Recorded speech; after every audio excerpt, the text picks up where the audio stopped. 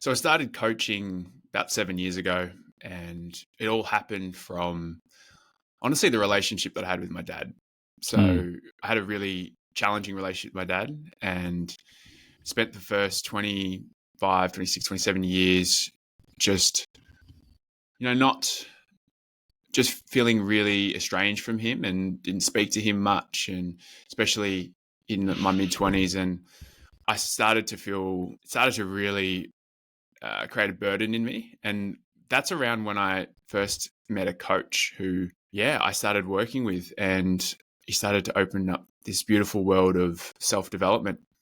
And part of the self development work was figuring out what's going on with your parents and your relationship with your parents. And that's when I realized, wow, I've got a lot of anger and resentment towards my dad. And then that's where my work went. And that's where my coach took me. And I remember going through a seminar that he was taking, and we were forced to confront a lot of our mother and father issues. And that's when I was just blown away by how much energy I suppressed around it. And I let it all out. And I felt so free. And I started to look at my parents a different way. And then, funny story, I was a personal trainer at the time, and I told him about the story. And he was so inspired that he said to me, if you go and tell your father what happened, I'll fly you back to Australia. I was living in the Philippines at the time. And he flew me back to Australia, and I had a conversation with Dad. Told him everything that I learned, told him how I felt as a kid, told him I loved him. And that's when I had the most blissful moment of my life. Mm. And it was in that moment I said to myself, I want to be a coach. I want to be the coach the rest of my life. I want people to experience what I just experienced, because it's incredible. And so ever since that moment, I joined a coaching school and went on this journey of coaching, wanted to be the best coach that I can. And then it wasn't until last year that I decided to be a men's coach. And how that came about was I spent the years before that just dabbling here and there into coaching, attempting to go full time, but didn't really work out. Didn't really know who wanted to work with. I was working with everyone. Some bits worked, some didn't. And eventually dawned to me last year, I was in a Vipassana, which is a 10-day silent meditation retreat. I did one in Bali. And I just sat there, and my intuition just came to me and said to me, you're meant to be working with men. Mm. And a lot of it was inspired by the relationship that I had with Dad, and a lot of other men who would suffer with that need the help. And that's when I said, well, my biggest struggle has been with my dad and with other men. So that's where my work lies.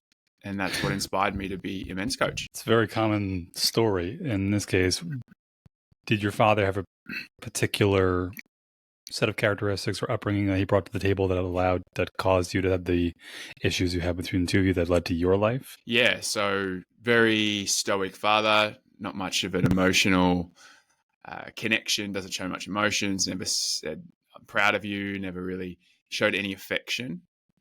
And was very hard, very disciplinary. And he even later said that I had to be hard with you guys so that, you'd turn out to be the way that you are now. So there was meaning behind it. There was intention. And as a child, that's all you get from your father. When all you want is love, you get that, you start to resent. And you make the promise, or you make a commitment that I don't want to be like that. And so you be the complete opposite, and you end up you develop more overly feminine traits. You become more of a nice guy, right? And that was the work that I had to do, was to recognize the masculinity that I pushed away because of my father, and how to reintegrate that back into my life in a healthy way, and integrate his healthy masculine traits back into my life. Yeah, I think a lot of men in the last however many decades, and it's interesting to see how worldwide it is. We've lost this healthy masculine initiation in the form of fathers being able to say, like, I'm going to be tough on you, but I want you to know that I love you. Like, so the process is going to suck, but it's going to suck with love. Not, this is going to suck, have fun, good luck. And a lot of guys don't realize, you don't realize as a kid, like, oh, they're actually trying to help me. Even if this sucks, I don't want to do this. They're trying to point me in the right direction for a better purpose. And like you said, like he didn't tell you until you were an adult. They're like, oh, I did it because I had to. And it's like, you could have told me like 20 years ago when you were beating the shit out of me and pushing me into all these uncomfortable spaces. But yeah, and I read through your bio a little bit. You were talking about how you started with like personal training, you went into modeling, very performative, very like outcome oriented, like validation, something along those lines. Where you kind of you started looking for external sources of approval via metrics like, oh, I actually got hired for a magazine and I got clients and I did a fitness show and I got first place. Therefore, I am worthy of whatever it is. And then you just realize like the more you pour into that hole, the less it fills up. Yeah, it's a really good point. Growing up, especially through those teen years and into my 20s, I looked at any way that I could gain validation, approval, and impress people. And I did what I thought would impress people, because my only metric was how was I impressed by other people. And for me, I was impressed by other people by their popularity, the way that they looked, their achievements. And so I thought that's how I'm going to gain approval from everyone else, because deep down, I just thought, and this is a story that a lot of men have, is that I'm not good enough, right? I'm not worthy, I'm not lovable, not valuable. And so because of these inherent beliefs, you go on this journey of what can I do to get the most love, appreciation, affection. And so those were the ways that I did it, was how can I be the fittest? How can I be the best player or an athlete? How can I get the hottest women? How can I get on magazines, get on runways, get on TV, just so that, wow, people will be like, wow, look at Evan, he's so good. Like that's what I was aiming for. And then the further and the deeper I went into it, the less I felt I was myself. And when you don't feel like yourself, you feel empty, and yeah, you suffer you suffer internally. And I saw the detriment of that, alcohol abuse, to get through all these kinds of things, and hating yourself because you're not doing what is authentic to you. So it was a really big learning curve for me, and yeah, something I look back on and I'm glad I did it, but wow, like that's who I was. What do you feel is a good example of, because like this statement of finding your authentic self, finding your true self, it's tossed around a lot, but it's very difficult, especially for men, myself included, finding ways to quantify that. Like, how will I know? How will I know this is my true self? How will I know I'm feeling? And my best guess so far is like your anxiety won't be a 12 out of 10. You won't have an urge to drink every day and smoke weed and play video games and numb out this weird feeling you can't explain somewhere in your gut. But in this case, like, what was the version you were trying to project now? Who versus like, what were the contrasts between who you're trying to portray as versus who you actually are now? Yeah, it's a great question. I think you answered it really well, in terms of you get to a stage where you don't feel that anxiety and having to numb because you know that you're not being yourself. Another way that I look at it, and a lot of my work has been not hiding anything anymore. When you're in a place where you don't have to hide parts of yourself, that's when you know you are being authentic. And so, yeah, just being able to reveal parts of yourself. So for me, growing up, I was a compulsive liar. I would lie because I was ashamed of what I did and I couldn't handle the consequences of it. And I lied because I did what I could in order to fit in, to please other people, so that, again, they wouldn't out me from the group, because that meant rejection, and that meant loneliness, and that meant I'm not lovable, and that meant death. Like, that's, at the end of the day, that's what it feels like. So we go on this part of this journey for me was, how can I start revealing parts of myself? And the more that I felt safe in revealing parts of myself with other men, and this is why, again, I'm inspired to do men's work and be a facilitator of men's work, is that when you can start revealing parts of yourself in front of other healthy men and not be judged for it and be welcomed by it, it is an enormous part of your healing process to becoming your true self. So over the last few years, being parts of men's groups and doing this type of work, I've slowly let go of hiding and revealed parts of myself.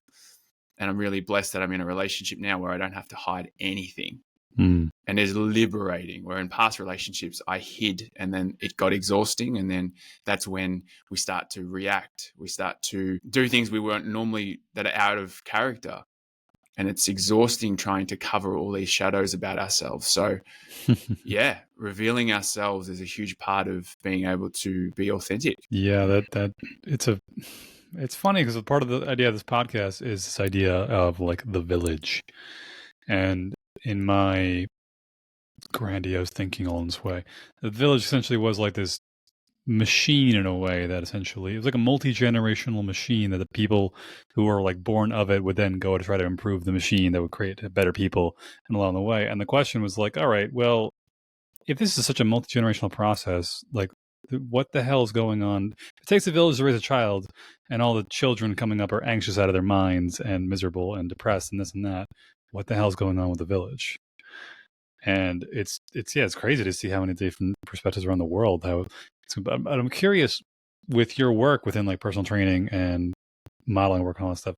Was it possible for you to have a career in that while still authentically being you, or do you feel like that was completely just a fabrication of who you are? Yeah, personal training, definitely. I could be myself, but it wasn't fulfilling enough. So for personal training, it was definitely aligned with my purpose of helping other people. But I felt that I was limited in the way that I could help people. I was only being half of myself, where coaching allows me to be all of myself, because I'm a very deep, introspective, spiritual person, which I hid from everyone for many years. And coaching allowed that to come out. And I think personal training was the gateway for me just to enter into that type of work. Because it was when I was personal training, I realized that I was getting so many results from my clients because they would just open up to me. It was like I became their therapist. They were so comfortable. Yeah. My exercise didn't matter. I could give them any exercises. They didn't care. Yeah. They just wanted to talk. And I'm like, oh, there's something going here. Yep. And I actually enjoyed the talking more. So that worked onto that. But then when I was doing modeling, hosting, all this kind of stuff, I couldn't be myself, because it was very much a script. It was very much you had to be a certain way. And yeah, as much as I tried to push and continue in that career, for some reason I just wanted to get to the top, but I never did. And I understand now why. But it was soul sucking. The things that they ask you to do it just wasn't me. And I'm so glad I went through it, but I'm so glad I got the warning signs and got out of it as soon as I did. And it's not to say that they're terrible industries. It's just, it wasn't for me. It's not authentic for me. So yeah, so also in your bio, I remember reading about uncomfortable conversations. And this is a very common thing, especially for nice guys, is this feeling of like you mentioned with personal training, working with people, and they just wanted to talk to you. I do massage therapy, and it's basically the exact same thing. The amount of people will come in with like, I actually had someone come in today with like low back pain, and I know all about her family and all the her grandparents are getting older. They might be passing away soon. Kids have all the problem in the marriage. It's like, my back is killing me. And I was just like, I've seen her for years. I'm like, okay, honestly, truly, how's your stress? She's like, I'm fine. I'm doing all right. I'm just like, no, you're not. But let's just go with that for now anyway. But very often you see people that just, there's some barrier behind talking about something or saying something. Like there's like this energy locked up in a person's issues that they're just like, if you just said it out loud, just talk to the person. It's like in this case of your father.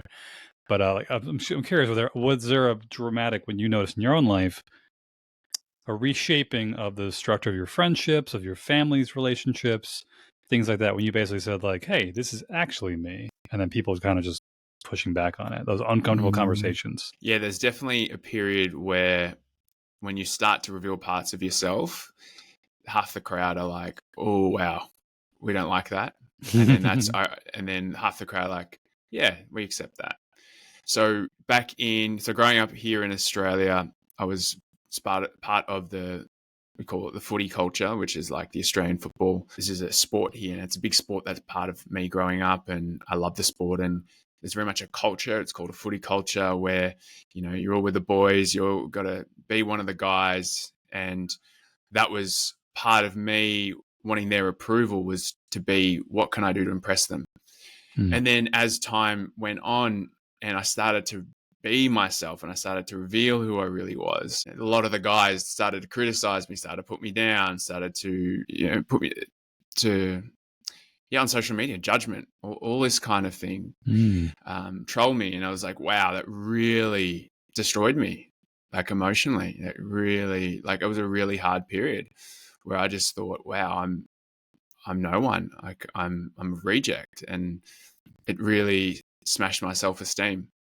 And what I learned through that period was that I did lose quite a few people in my life, which I thought were friends, but they're clearly not. And they're not the type of guys I wanted to be around. I really saw who my true friends were, and they're still my friends today. And that was beautiful.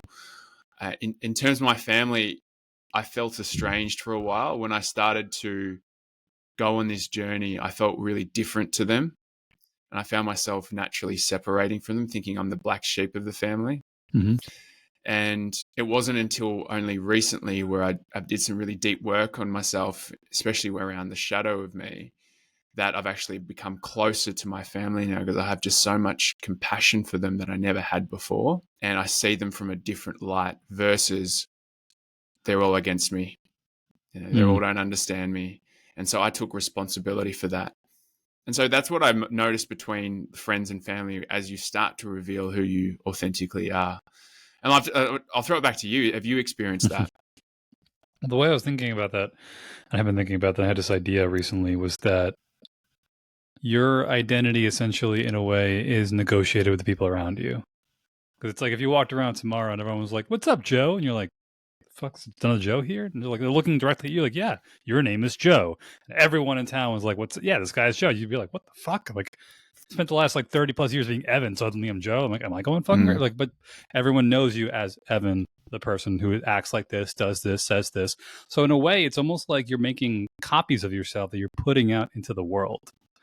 And it's those copies are living in the brains of other people, so that it kind of reaffirms who you are. And you'll see this in the way that you act. Sometimes around certain people, you'll just put on a different face or a certain character, a certain tone of voice, certain things. Even sometimes it's not a bad thing in certain considerations, certain circumstances, where it's like if you're trying to impress a woman you're trying to meet, you're going to be a little bit more suave, a little deeper voice, that's natural stuff. But then if you're genuinely I am fucking lying about who I am to this person right now because I'm just so desperately hoping they like me, that's keeping track of whose version of yourself you put out there.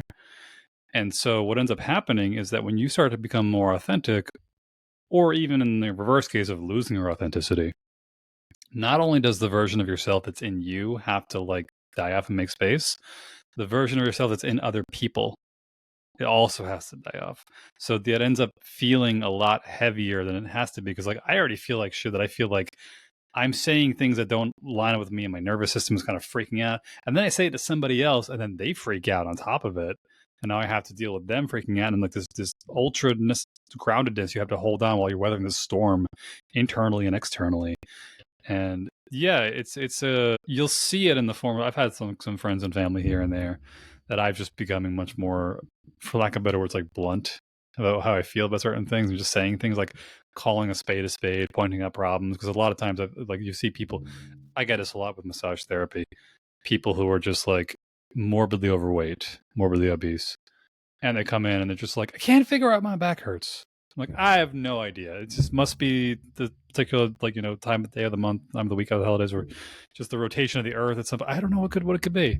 And it's and at some point, 10 sessions in, I'm like, have you maybe considered possibly drinking some water? Just a suggestion, just a thought.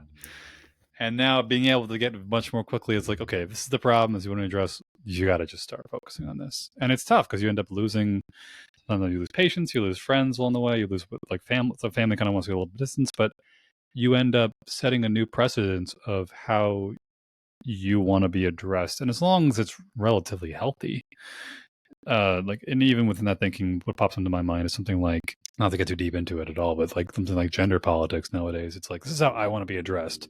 And it's well, that could be a little excessive, but depending on what it is, it's you're just a more grounded version of yourself. You have these values, you like doing these things. And yeah, like that process can be uncomfortable in so much as you get to like change yourself as well as change other people around you too. But in the long run, it's kind of like just like breaking a leg and then letting it heal. Like it's going to be painful for a while, but eventually it's going to get better and hopefully stronger than it was before. In the case of your teammates and whatnot who are like attacking you, like what were you doing? Or you can even give analogies and say exactly what it was. I'm curious, like what were you doing or saying on social media that they were just like, how dare you not be the person that we liked you for before? To the point that they were attacking it. Yeah, so I was in the Philippines at the time. I was in my early 20s, and I was just putting myself out there.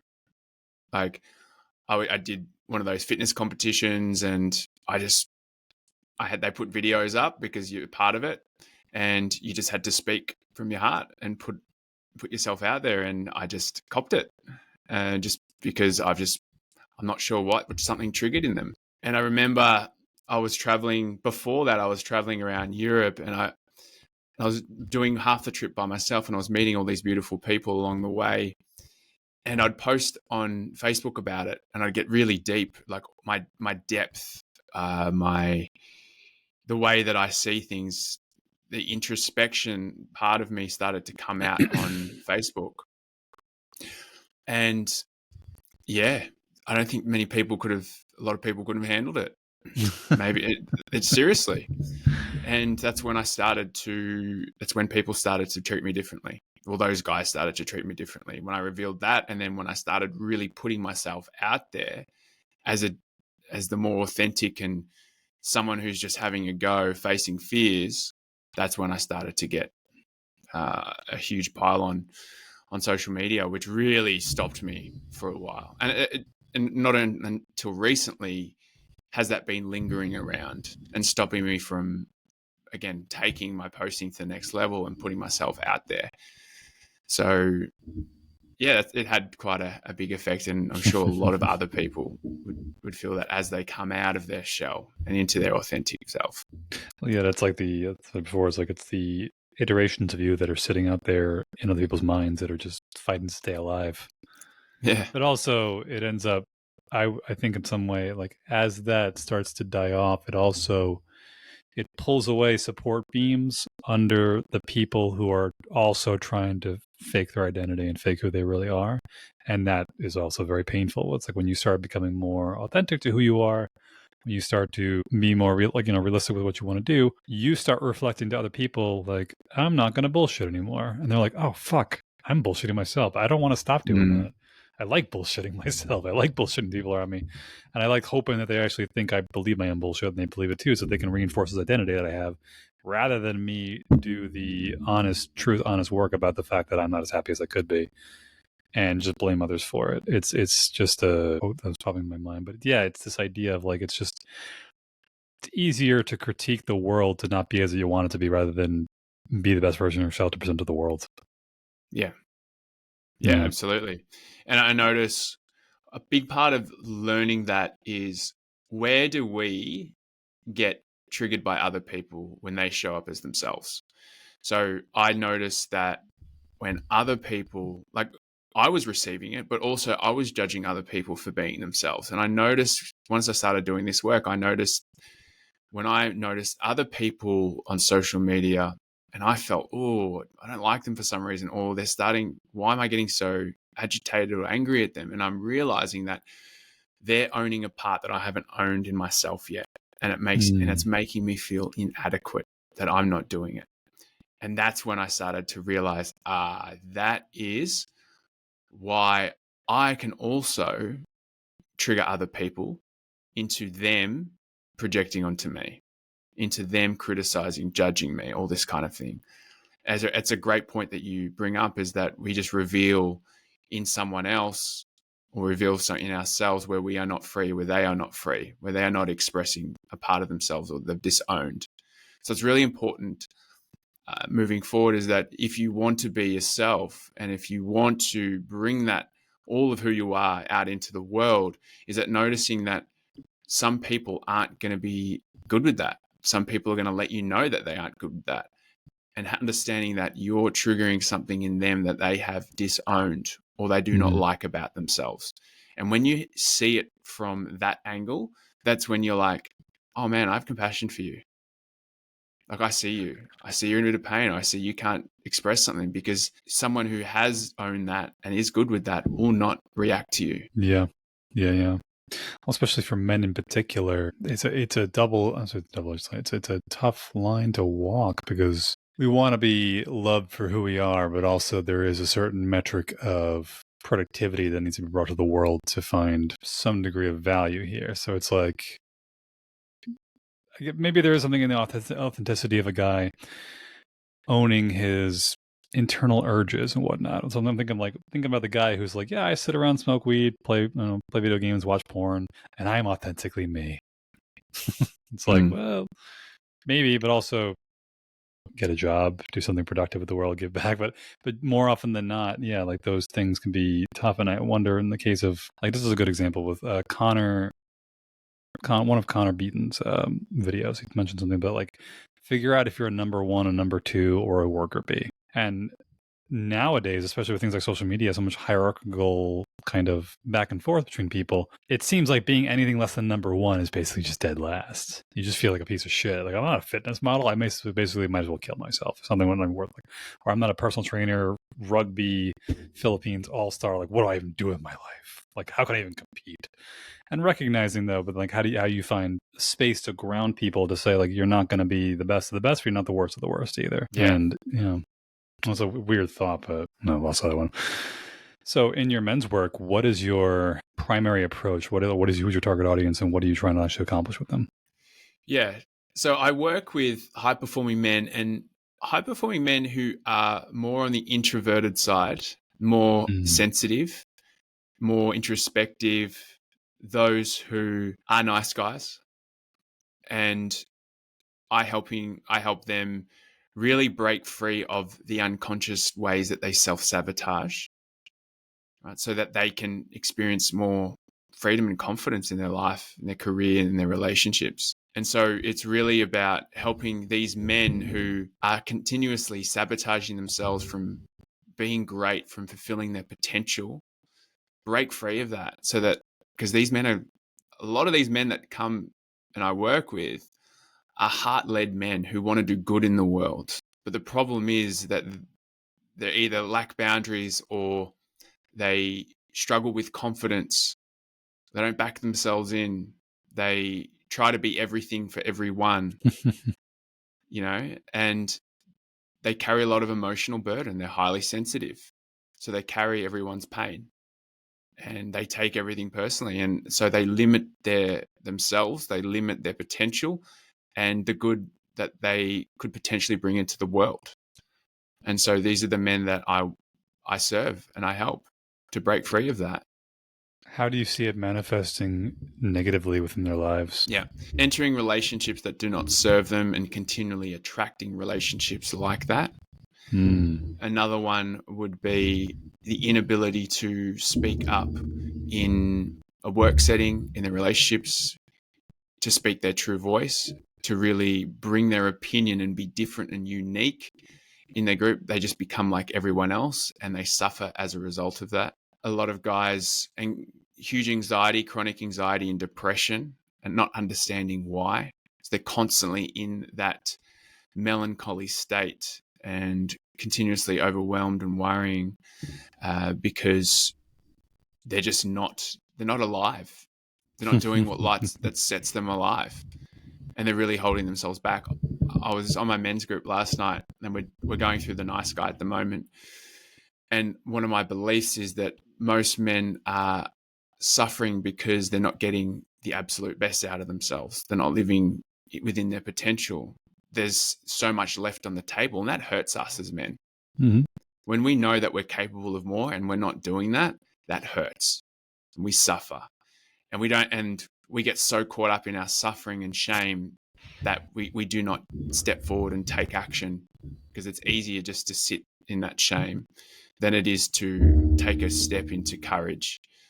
And so that's where a lot of our work is how to help these men become courageous to face their fears ruffle a few feathers for the greater good of themselves, their families, and humanity. I'm laughing because I think this past week, I just had a week of working out and I just like absolutely floored myself like 5 days in a row, 5, 6 days in a row, whatever Well it was. done. It was like a mix of weightlifting and cardio and then also working and then just trying to brainstorm on my own men's coaching stuff. Mm. And then like Sunday rolls around. I went for a walk. A friend of mine does bird watching. And then when I got home, I just like hit the bed and I just passed the fuck out.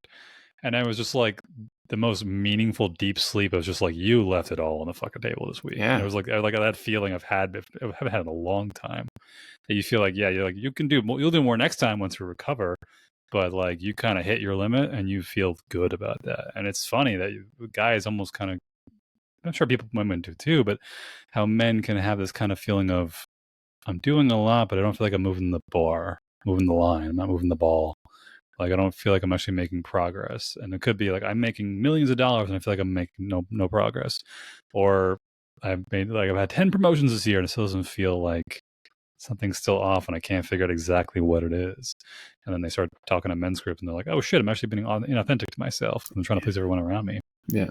What is really funny though, are you familiar with a guy named James Sexton? He's a divorce lawyer. He wrote a couple books and there's a lot of overlaps you see between these type of men that you work with, high end men, because he's like a very, very high end divorce lawyer, like multi-million-dollar divorces. And he made a really funny point about how some of these guys are just like, these are the guys in like Fortune 500, Fortune 50 boardrooms, like fighting for like the best contracts possible, like $100 billion contracts. And they are terrified of asking their wife to cuddle with them because they just think it's someone told or something like that. And they're like, how the fuck did you get? But you see how like those are not the same skills at all. Like the skill that it takes you to be in a relationship, or skill that it takes you to be authentic, or skill that takes you like how to negotiate and be a high level executive, like they're completely different. But I think a lot of people come to the table, like when the high performing men, they kind of figure, oh, I'll just figure it out once I get up there, not realizing like, no, it's an entirely different bucket you have to fill to actually get to that point. Yeah, it's a great point.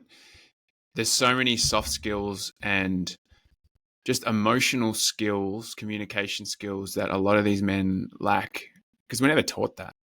And so they get into relationship and they try to figure it out, but they bring the same mindset of how they succeed in their careers into their relationship, and it just doesn't work. Their partners are not going to respond to that.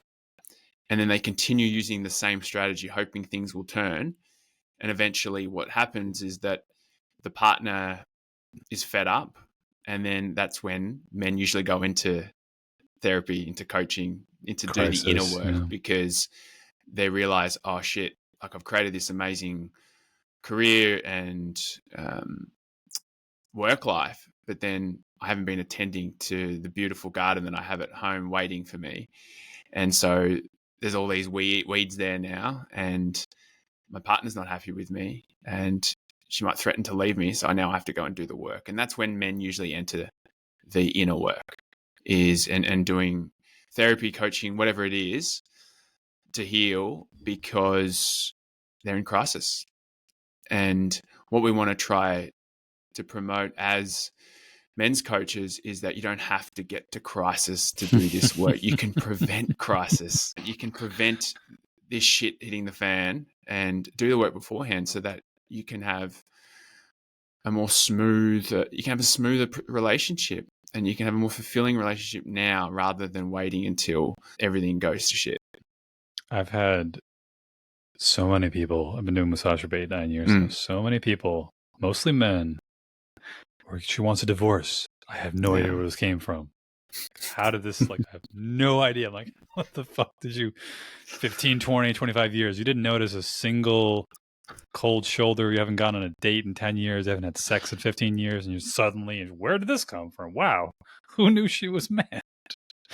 But yeah, it's this, I don't know what it is with I guess with guys where it's just like we just become maybe it's something that's kind of conditioned into us is to kind of either repress or well, like I could tell you when I went through my own men's work was that I didn't realize I'm a very good storyteller. And then I'll tell myself stories that will fit the mold of the situation to justify that it's okay, even if it's totally not. And like I've had the same thing when people come in to see in my practice, and they'll be like, yeah, well, you know, like this happened, this happened, but it's okay. I think like life just happens. Sometimes, you know, you just go bankrupt when your house explodes and your wife leaves you all at the same time. Totally fine. Life just happens. You know, let's all put a smile on our face. And you're just like, are you convinced of that right now? They're like, yeah, totally. I have to be convinced right now, or else I will just start bawling my eyes out uncontrollably for the next 20 minutes straight. So I can't do that. I can't even touch that topic right now.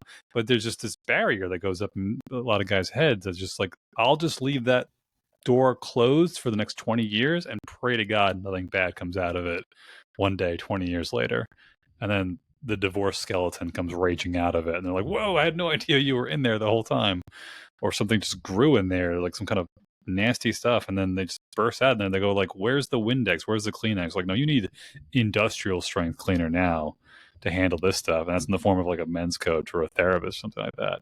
What do you notice though with these guys when they come to you in crisis? Like what is like the first few steps you take them through? So I think very often they're like, what's the 3 steps I could do to just fix my marriage right now? And it's like, okay, sit down, take a breather. Way more than that. Like, what's the first things you run through with them? Yeah. The first things is what are the outcomes and setting goals? Because as men, we need to know what we're doing has purpose and that there is an outcome. So it's firstly really getting to know what are the outcomes, what are we working towards, what might be in the way, getting really clear on that. And then you mentioned something really interesting was that when a man considers, oh, all this is breaking down, my marriage is breaking down, or this and that is that, and I could cry uncontrollably for 20 minutes. There's your answer, is that most men are unwilling to face their emotional pain. Yeah. And the emotional pain is the gateway to freedom. Okay. So I explain to them, actually, no, I don't explain to them because they don't usually get it. I take them through somatic work straight away. So we get them into their bodies, feeling the pain, processing the pain, releasing that pain, and all of a sudden they feel better. All of a sudden their thoughts are clearer. And so we get on this journey of slowly acclimatizing them back into their body. And what we notice is that every time that they process these heavy emotions that they've been scared of, the negative thoughts associated with those emotions start to leave. And so within a few weeks, their negative spiral of thinking have gone, or they're much more manageable. And when our thoughts are no longer weighing heavy on us and the heavy emotion is a lot lighter, we can start to think more rationally. We can start to see what actually is going on. We can start to clear those stories that you were talking about earlier and see the situation for what it is and take responsibility. And so that's the work that we go through first, is how can we process the emotions that we've been avoiding so that we can clear the thoughts and we can start to see what is actually going on in my life. And then we start to build from that. Yeah, what I've been fascinated to see is how much people don't realize how much their emotions color their thinking. Yeah. And color their perception of reality. And how it's like, if you're in a great mood, everything's going to look like sunshine and rainbows. If you're in a terrible mood, it's just like cloudy day and rainy crap. But recognizing that a lot of your negative thinking is coming, or a lot of like your perception of how terrible things are is literally just a rose-colored glasses you've been wearing for a long time without even realizing it. I had somebody recently I spoke to from the men's group, the men's coaching we both went through, I was talking to, and he mentioned about how him and his significant other, that like when they get into an argument or a tussle, they'll go from like a 0 to 10. And he doesn't understand why it cranks up so quickly. And I stopped him and I said, I think you're sitting at a 9 going to a 10. And I think you've been at a 9 for such a long time, you have no idea what it feels like until you become used to it. And it sounds like a lot of guys out there just become like used to the, like we used to like, you know, go out on dates every week. And then we used to have like, you know, like plenty of wild and crazy sex. And we used to talk all the time and hold hands and watch movies. And then it just started to like slowly drift apart. But it was such a slow pace that I didn't notice it, or I got used to it. It's okay. I don't talk as much. I don't get as much attention as much as like whatever it may be.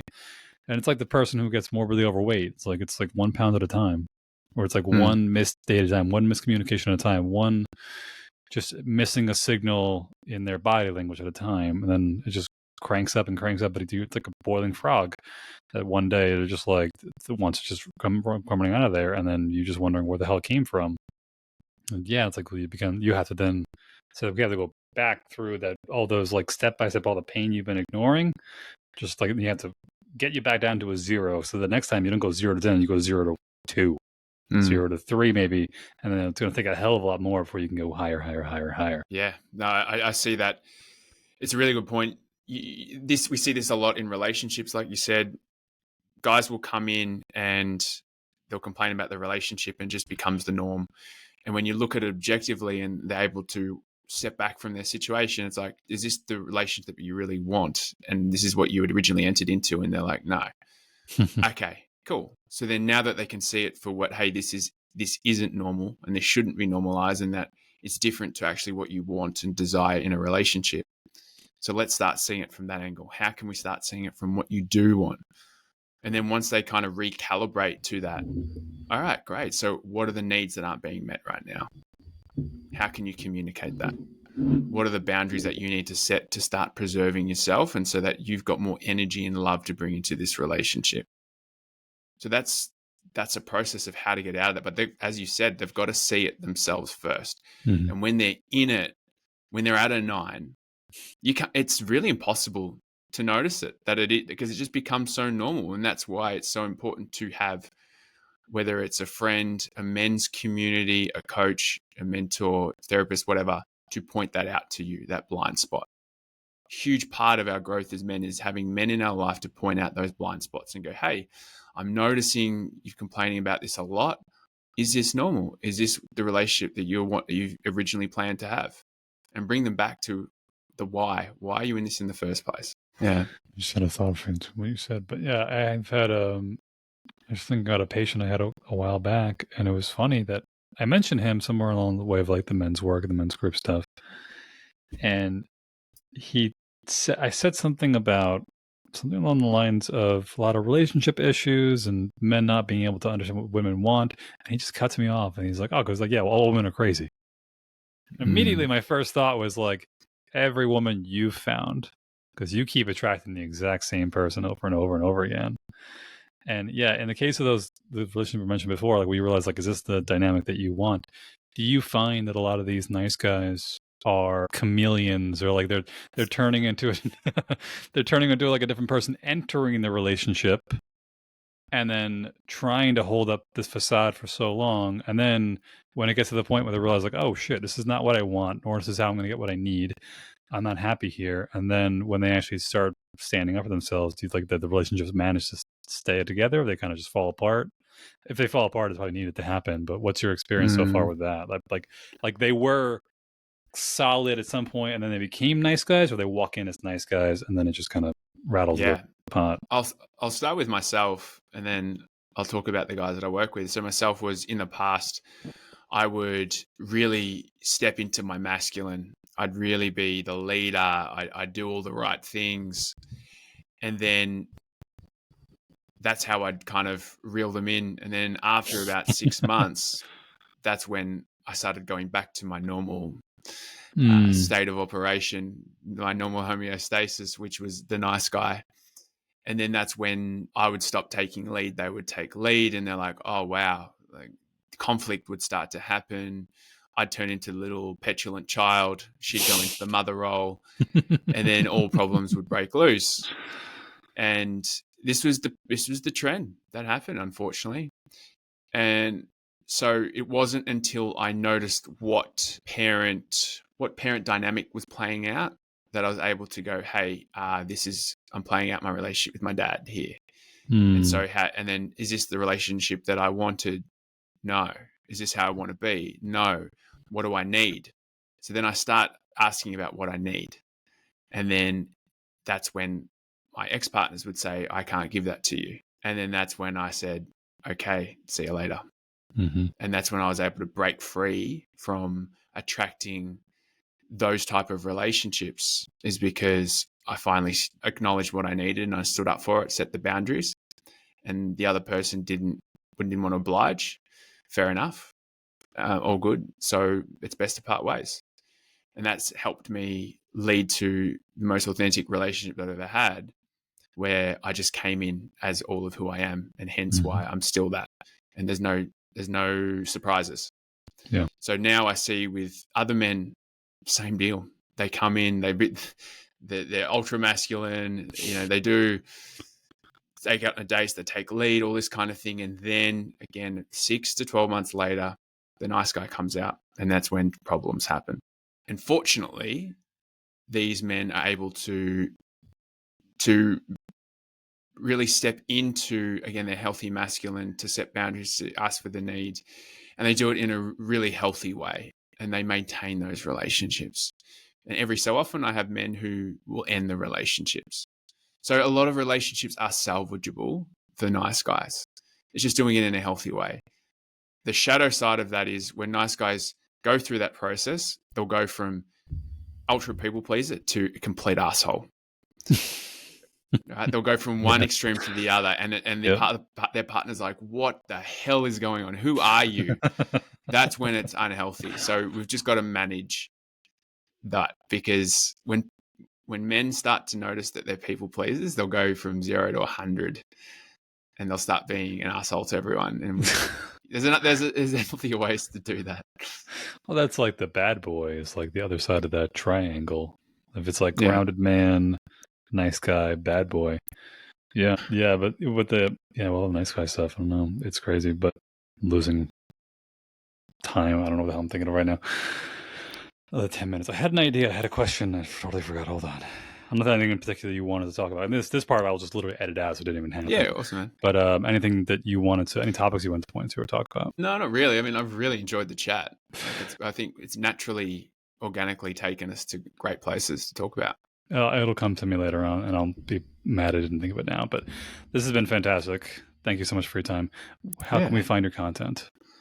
Yeah, so on Instagram, it's at Evan Spargo. My website is www.evanspargo.com.